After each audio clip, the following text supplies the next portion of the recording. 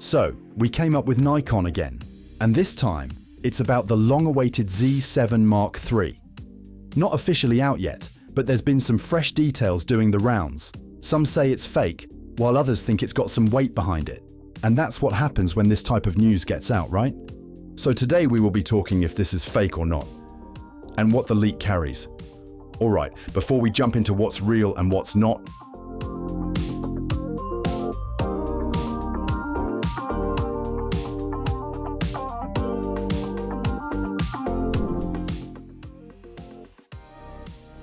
it's kind of surprising how long we've been waiting for the next Z7.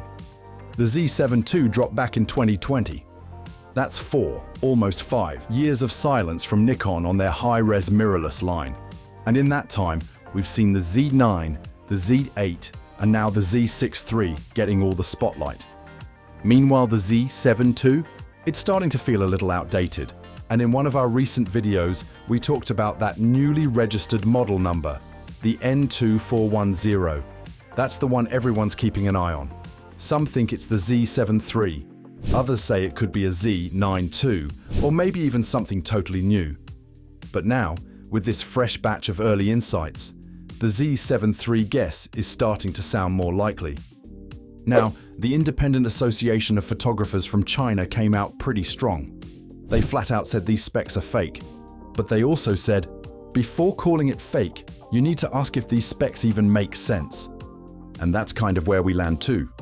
Nothing in the leak is impossible. Nothing feels too far-fetched. Nikon already has the tech to make most of this happen, whether that's through Sony's sensor pipeline, Tower Jazz, or the Speed 7 processor. And there's also that little history, like Nikon's own accidental 67 megapixel samples posted in China a couple of years back. That wasn't just some rumor site. That came from Nikon itself, even if it was quickly deleted.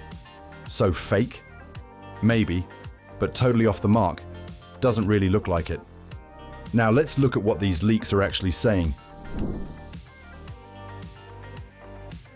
Alright, here's what's been floating around. The expected Nikon Z7 Mark III might pack a 61 megapixel sensor. Some even say it could be 67 megapixels.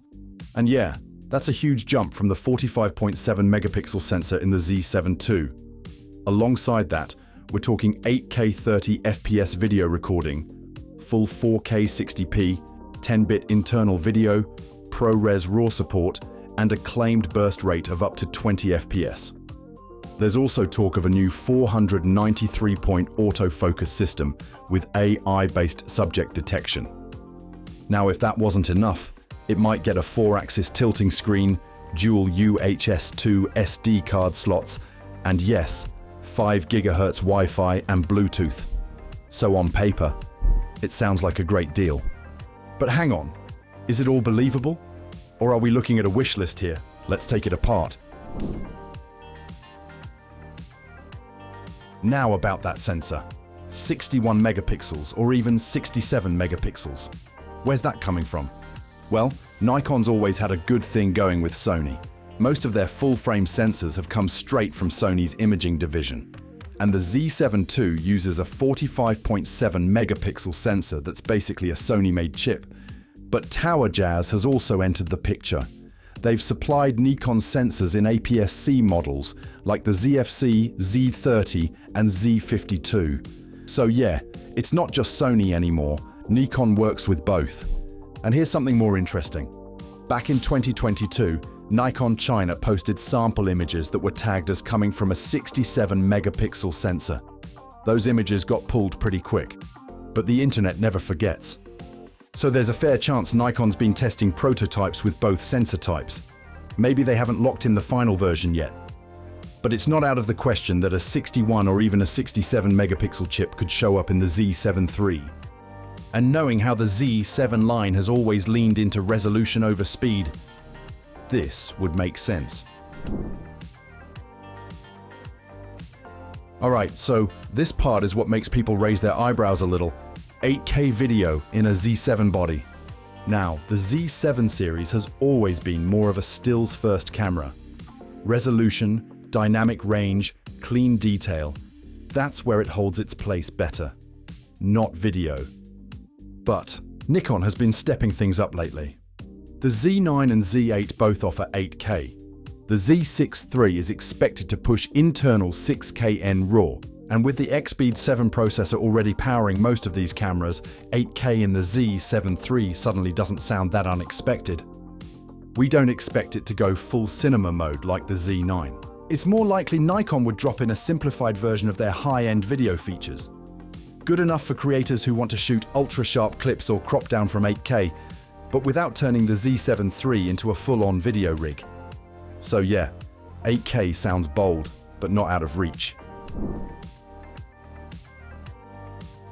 Now let's talk body. What could change? The Z7 and Z7 II both had very familiar DSLR-like shapes, but we've seen Nikon evolve that recently. The Z6 III added a deeper grip, more vents, and that lovely articulating screen. So if Z7 III borrows that design, it would make it much more modern and practical. The expected 4-axis tilting touchscreen? That would be new for Nikon. It could be something like the Panasonic S5 II, letting you tilt and flip the screen for vlogging or top-down shooting without the full swivel. And autofocus. Yeah, this has to improve. The Z7 II's AF system wasn't bad, but it lagged behind Canon and Sony for a while. Now, with the Z6 III using AI-powered subject detection, we're hoping Nikon brings that to the Z7 III too. That means better tracking for animals, vehicles, and maybe even planes or insects. Who knows? 493 focus points might stay the same in number, but the tech behind it is probably getting an upgrade.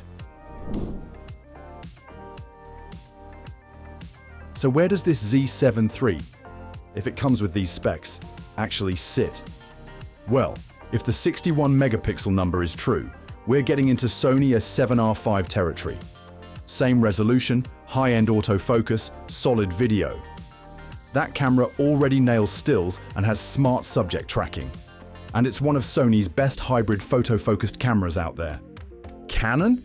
You've got the R5 with 45 megapixels and 8K video. Not quite the same resolution, but it's been a benchmark in this class. Then there's the Z8 and Z9. Those are powerhouses, but they lean towards speed and hybrid performance, not just raw resolution. So yeah, a Z7 III with that kind of resolution would slot in perfectly as Nikon's high megapixel stills camera. Maybe not a total hybrid beast, but enough tools to get the job done for landscape shooters, product photography, or anyone chasing detail. Now, about the timing. The Z7 II came out back in 2020. That's nearly 5 years with no update. Z6 III showed up early, which made sense. More people use it, especially for weddings and hybrid work. But now, with the Z5 II here and the Z6 refreshed, the Z7 is officially the oldest in the lineup. So based on everything we're hearing and the way Nikon's been spacing things, we might see the Z7 III show up somewhere between August and November 2025. We can't say for sure, but the leaks, whether you believe them or not, feel like they're pointing in the right direction.